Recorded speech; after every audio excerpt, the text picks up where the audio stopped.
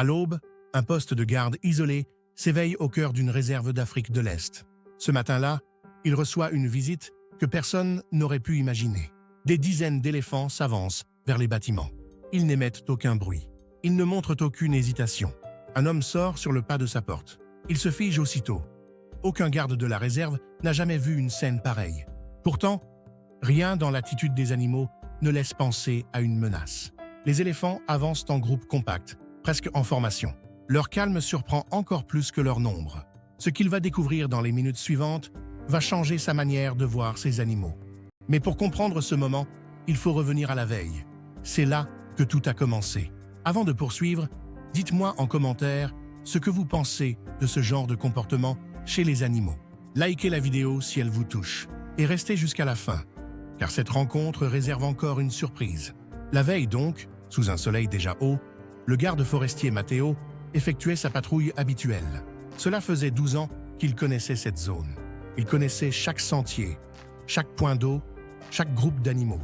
Les troupeaux de cette zone avaient la réputation d'être particulièrement protecteurs envers leurs petits. Les rencontres avec les grands herbivores demandaient toujours une attention redoublée. Les familles d'éléphants parcouraient de longues distances chaque jour pour se nourrir. Cela augmentait parfois les risques de séparation entre les adultes et les plus jeunes. Un moment d'inattention suffisait parfois à isoler un petit du reste de la famille. Ces séparations restaient rares, mais elles inquiétaient toujours les gardes de la réserve. Chaque disparition d'un petit pouvait déclencher une agitation immédiate dans tout le groupe.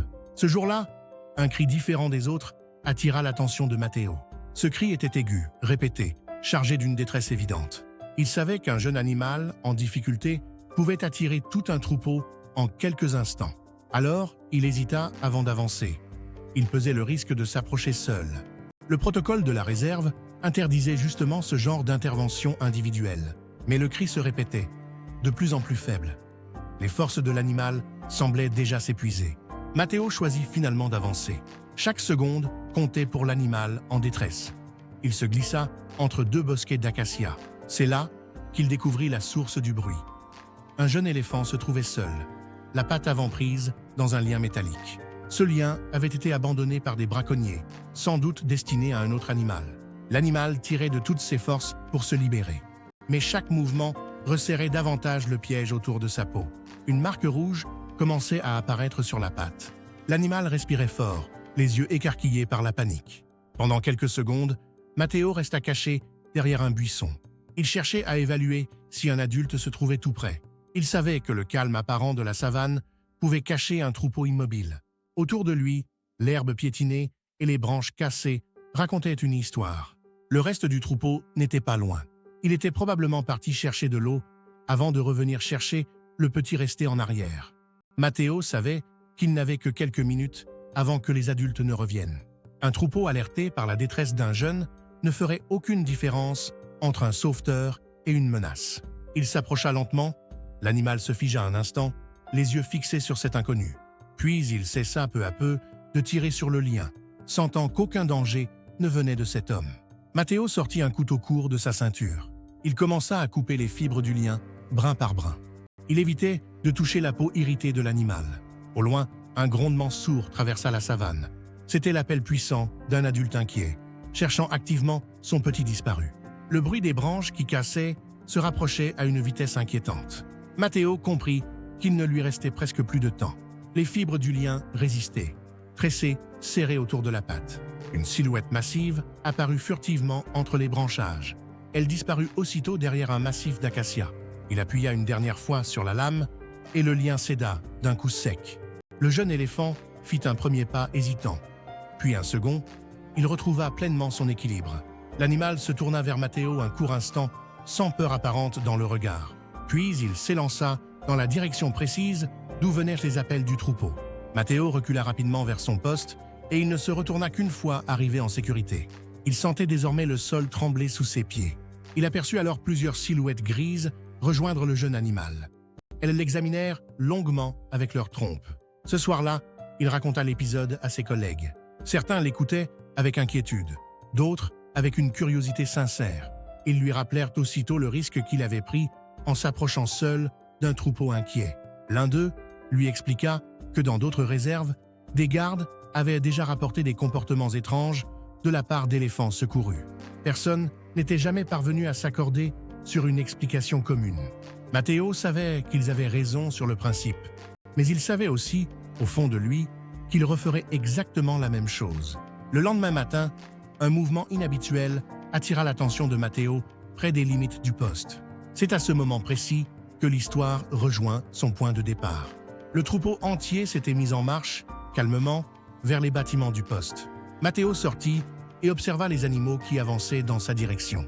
Aucun signe d'agressivité, aucune nervosité. Une grande femelle se détacha légèrement des autres. Elle semblait la plus âgée et la plus respectée du groupe. Elle s'arrêta à quelques mètres de Matteo et leva sa trompe dans sa direction. Matteo resta parfaitement immobile. Il se souvenait des recommandations répétées maintes fois par ses formateurs. Ne jamais provoquer un mouvement brusque devant un animal aussi imposant. La femelle poussa un son grave et prolongé. Presque immédiatement, le reste du groupe répondit par des sons similaires, plus doux. C'était comme un signal de calme partagé entre tous les membres du troupeau. Un jeune éléphant se détacha alors du groupe. Matteo reconnut immédiatement l'animal qu'il avait libéré la veille. Il se tenait debout, sans difficulté apparente, entouré et protégé par les siens. Il tendit sa trompe vers la main de Matteo. Il la posa contre elle pendant un très court instant. Puis il se retira doucement vers sa mère. Autour d'eux, quelques jeunes éléphants curieux observaient la scène à distance respectueuse. Les mâles adultes restaient légèrement en retrait, attentifs, mais sans montrer aucune tension. Toute la savane semblait retenir son souffle devant cette scène inhabituelle. La grande femelle observait chacun des gestes de Matteo, presque autant que son propre petit. Elle semblait encore évaluer la situation, puis elle poussa un dernier appel. L'ensemble du groupe commença progressivement à se détourner vers la plaine dégagée. Les jeunes mâles restèrent un peu en retrait. Les mères regroupèrent leurs petits autour d'elles. Le troupeau reprit sa marche tranquille vers l'horizon. Bientôt, les silhouettes grises se fondirent dans le paysage. Matteo resta longtemps sur le pas de sa porte. Il ne trouvait pas de mots précis pour décrire ce qu'il venait de vivre. Les spécialistes du comportement animal étudient les éléphants depuis plusieurs décennies. Ils savent que ces animaux possèdent une mémoire sociale exceptionnelle. Cette mémoire peut conserver le souvenir d'un visage, d'une odeur ou d'un événement marquant pendant de nombreuses années. Certains chercheurs avancent que ce comportement pourrait s'apparenter à une forme de reconnaissance. L'animal associerait un individu précis à une expérience vécue. Cela n'implique pas nécessairement une intention consciente de remerciement, au sens humain du terme. D'autres estiment au contraire que ces retours traduisent une forme d'attachement social. Cet attachement dépasserait la simple mémoire. La science actuelle ne permet pas encore de trancher définitivement cette question. Des observations menées dans plusieurs réserves d'Afrique ont déjà rapporté des cas similaires. Des troupeaux entiers se sont approchés de zones habitées, après une intervention humaine. Aucune explication unique n'est encore acceptée par l'ensemble des chercheurs. Les scientifiques rappellent aussi que les éléphants communiquent sur de longues distances. Ils utilisent des sons de basse fréquence, imperceptibles pour l'oreille humaine. Ces sons peuvent voyager sur plusieurs kilomètres à travers le sol et l'air. Cela pourrait expliquer la rapidité avec laquelle un troupeau entier se coordonne autour d'un même événement. Cette capacité pourrait aussi jouer un rôle dans la manière dont un groupe entier réagit à l'unisson. Certains y voient une forme de solidarité qui dépasse largement l'individu. Ce qui reste certain, c'est que ce matin-là, un troupeau entier a choisi de revenir vers un poste isolé. Aucune raison apparente, si ce n'est la présence d'un homme ayant croisé leur chemin la veille.